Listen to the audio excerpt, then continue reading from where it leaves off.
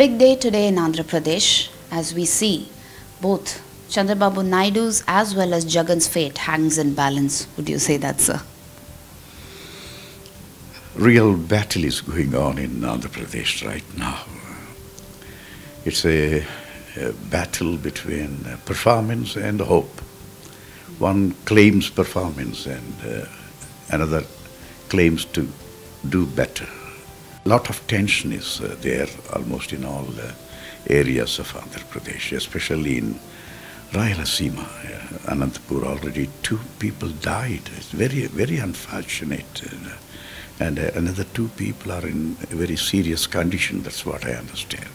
So the result is quite unpredictable, But during the 2014 election, United Andhra Pradesh saw a voting percentage of at least around 74, if I'm not wrong. And this time, at this point in time, it stands at 47% as divided Andhra Pradesh. What do you make of it? No, it's going to be above 70% because most of the people, they turn out in the afternoon, especially in the evening. And in many areas, the EVMs failed in most of the, nearly, I think, 334 booths, the EVMs failed. And people return home, thinking that they would visit again. This time there is a lot of awareness among the people because I went to the polling station around 7:30 in the morning. By that time there were long queues. I never expected by 7:30 in the morning such big queues to be there. One, looking at this kind of a voter turnout, does it also signify some amount of anti-incumbency? And my second question is, with regards to the EVMs that have failed, do you think that that could also affect the polling? Because Chandrababu Naidu has claimed that the polling time must be increased because the EVMs have caused a lot of delay in many constituencies. There is anti-incumbency. There's no doubt about it. At times what happens, these welfare schemes, they have a reverse effect.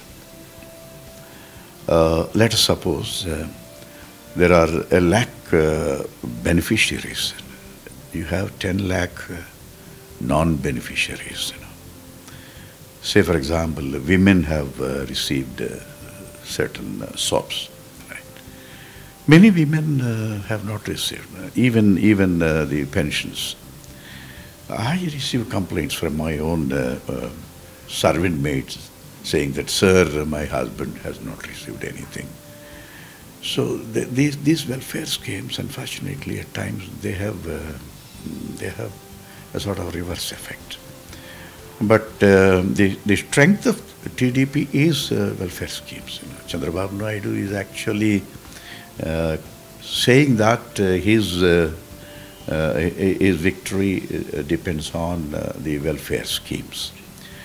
But these welfare schemes have been announced in the last 3 months and last 4 months. That doesn't sound that formidable or that credible.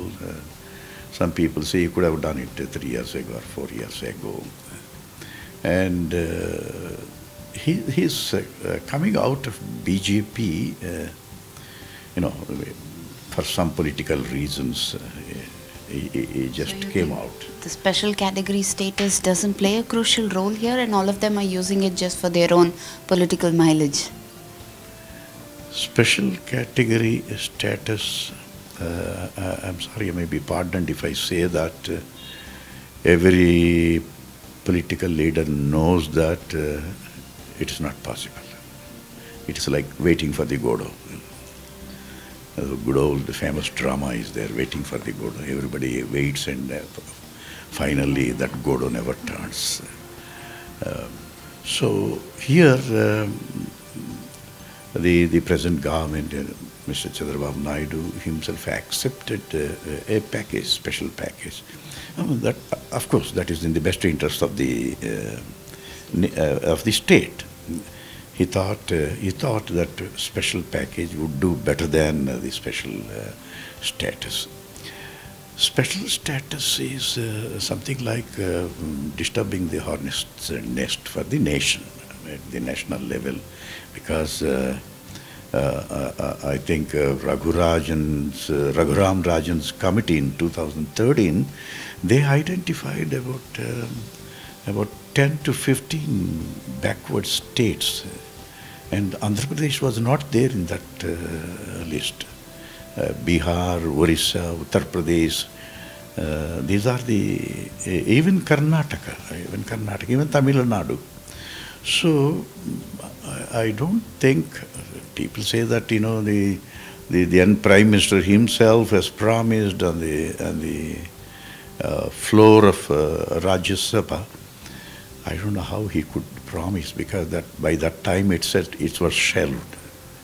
The Ragurajan committee recommended to shelve the special status category, special category status. But okay, that was another political game at that time to divide the state. Now that both of them are running on that poll plank, the special category status, I mean, Jagan recently has said that he has forgiven the Congress. Do you think that is going to give the jitters to Chandrababu Naidu, because you have the Mahagathbandhan that he is leading on one side? Here, Jagan's strong point is his father, Rajshekar Reddy. People still remember Rajshekar Reddy, because in every house there is one patient who is benefited from Arogya Shri. And at least then there is one student who is benefited from that fees reimbursement. That is a plus point for Jagan. And Jagan says, I will do better than my father. I will at least live up to the expectations of my father. So that is another plus point for Jagan. But we have to wait and see. As I see, no party is going to have a sort of cakewalk. It's going to be neck and neck competition. But the fact that Jagan is softening up to the Congress can also put BJP at a loss, because BJP is also looking at an alliance in the Telugu states. I don't think Jagan has any soft corner for Congress. Maybe he has a soft corner for BJP. That's what even Chandrababu Naidu alleges, saying that there is a secret pact between Jagan Mohan Reddy and KCR and Modi ji.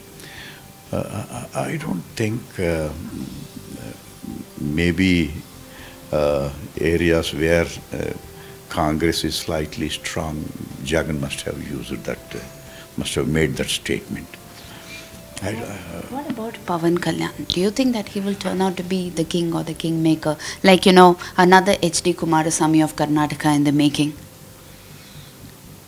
Mr. Pawan Kalyan could, what shall I say, attract the crowds, could pull the crowds through his emotional speeches. But that cannot be converted into votes. You see, for any meeting, people turn out in large numbers. When Jagan was touring all over the state, oh, good God, lakhs and lakhs of people gathered. And Chandrababu Naidu, when he addresses, and you know, the political parties, they also try to get the crowds, and each MLA or each leader is given an assignment saying that you have to bring 10,000 people, you have to bring 10,000 people, and they are like mercenaries, you know. So that has no bearing on Pawan? No bearing, and maybe what happens, he could be a deciding factor even with a small number, even with 5 or 6 seats. Let us suppose, I think 88 is the number for forming the government, 175, 88. Let us suppose each party gets 85, 85. So that 3, just like Karnataka, that 3 or 4 or 5, those seats matter a lot. Then either Jagan or Mr. Naidu may offer something like a deputy chief minister or something like that, even for a small number. Well, it's all in the game. It's all in the game. It's almost like you've given us the exit poll at this point in time. My final question, sir. Will the results of the Andhra Pradesh Assembly election have a bearing on the Lok Sabha as well? Yeah. Not much. Not much. Because the swing throughout the country is definitely towards Modi. People are expecting him to continue for one more term, because there are certain unsolved problems in the country, like Article 370 and Article 35. That would be a permanent solution for Indo-Pak relations.